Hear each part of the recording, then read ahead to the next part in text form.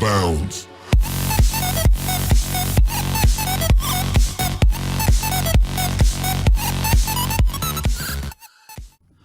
Welcome to another edition of Phil Talks Wrestling. I have my good friend Sean here. We just got done watching Payback last night.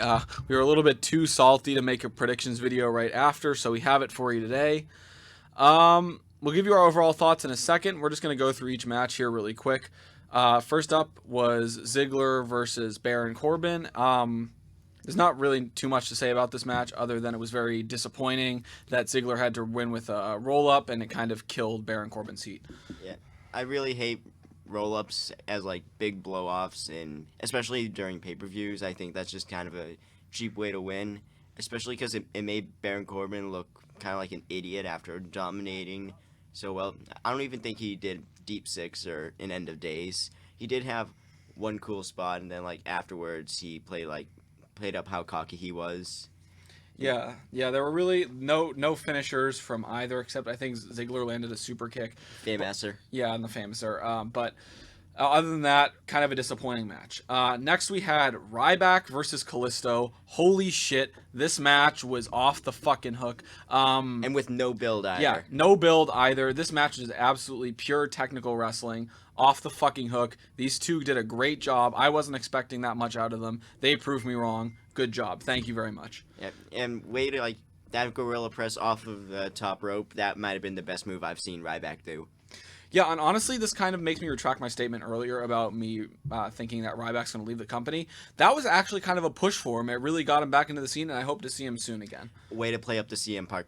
Yes, card too, I forgot about that too. The nuclear heat with the CM Punk chants, absolutely perfect. Thank you, Ryback. Thank you, Kalisto. Great match.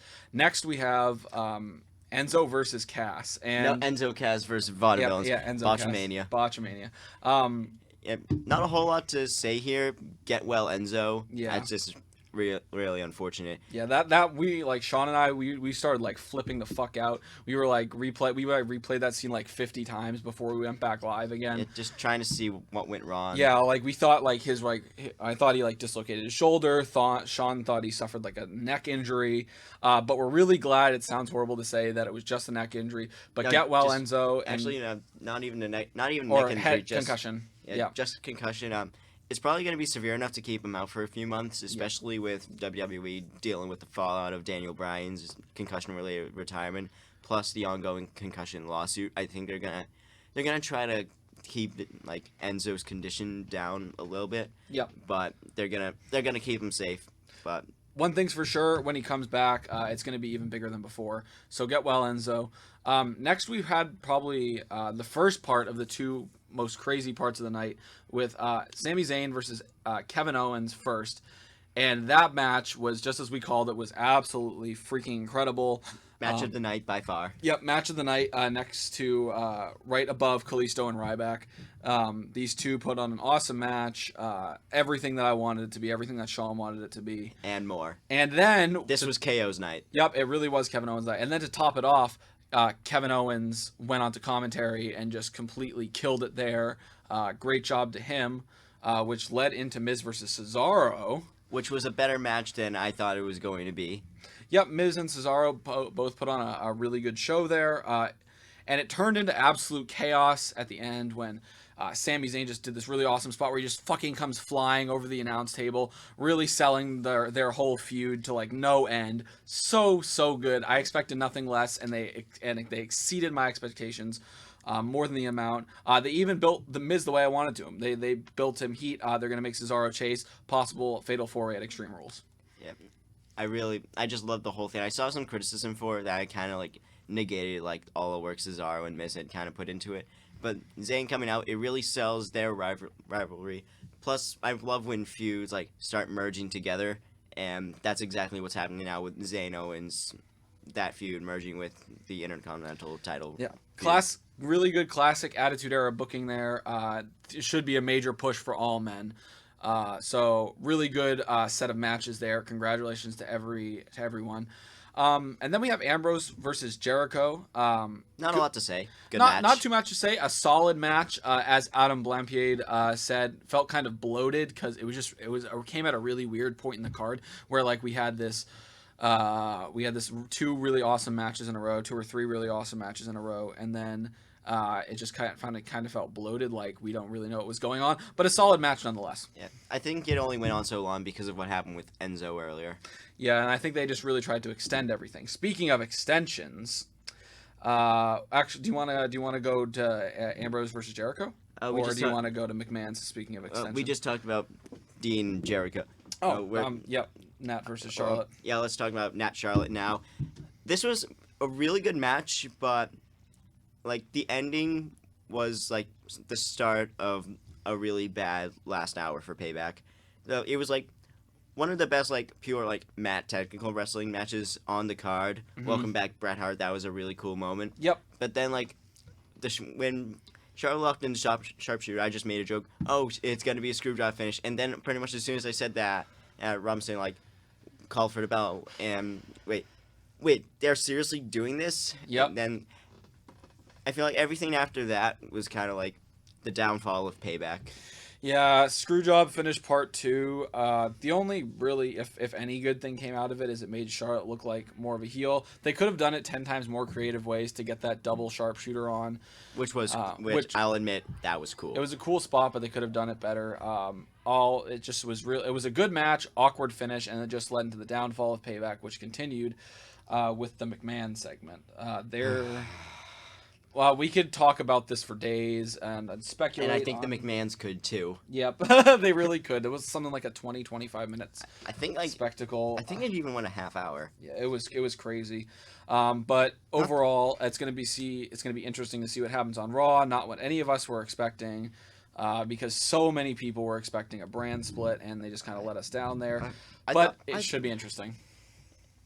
I think like having Vince say, you know what, both of you can run Raw. That's kind of like the worst option it could have had. Like it could have either been Steph gets it, Shane gets it, no one gets it, Triple H comes out. Just having both, it just kind of feels like a cop out, especially after like so long of a segment. Like that was longer than any match on the card, except maybe the main event. Yeah, no, it was so long. It really just got boring. Like. Honestly, this was probably the piss break. Like after like Vince said, they're both gonna be on Raw. I could have just like gone and take a piss because it was just like nothing eventful, no Triple H, nothing like that. It could lead into some cool stuff in the future, but that's not what we're focusing on right now.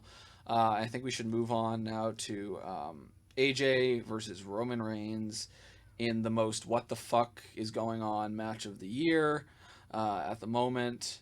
All about AJ Styles that knows disqualifications. I mean, Roman getting those disqualifications rather. I think like I'm pretty sure like now we're gonna restart with no countouts. Now we're gonna restart with no DQs. I think that was done with Shawn Michaels Vader back in 96 if memory serves right, and it can be a unique way to get like some excitement going on. That eventually led to the Bullet Club showing up, and. So, good on Shane, good on Steph for making those calls. Good on AJ for really selling the way he should have done. Roman, he's people say, "Oh, you can't wrestle."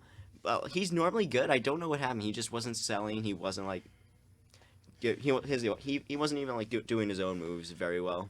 Yeah, it was a very slow match. AJ like really put on a clinic of how you should sell a move to Roman Reigns, and Roman Reigns just like, yeah, whatever. Roman Reigns like basically like he basically no sold a lot, especially like, and how he no sold everything. And how can we not talk about two phenomenal forearms, four phenomenal forearms I count. Yeah, because you got the one on the table.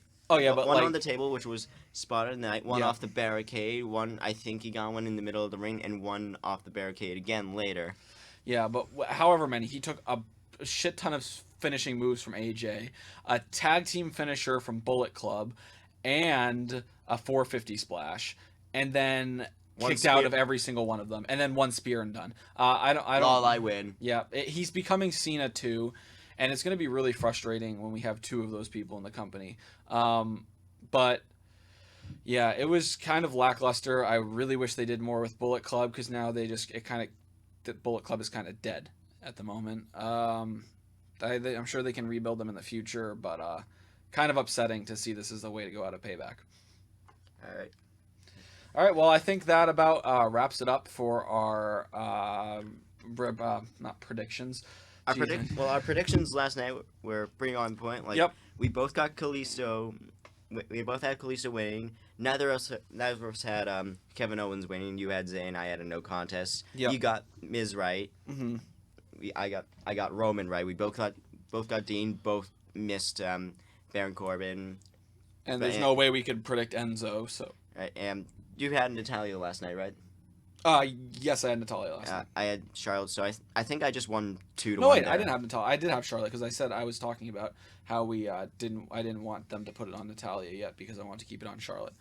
So yeah. Well, maybe we both had Charlotte. Yeah, I think we both predicted Charlotte correctly. All right, so yeah, we basically tied up for predictions. Yeah, so that wraps up our reactions to Payback. Overall, I would say I would give it like a B-. What do you think? I think it was I actually tweeted this. I think it was a B+ show that had the potential to be an A, but it fell apart with overbooking in the final hour. And just the enormous amount of talking.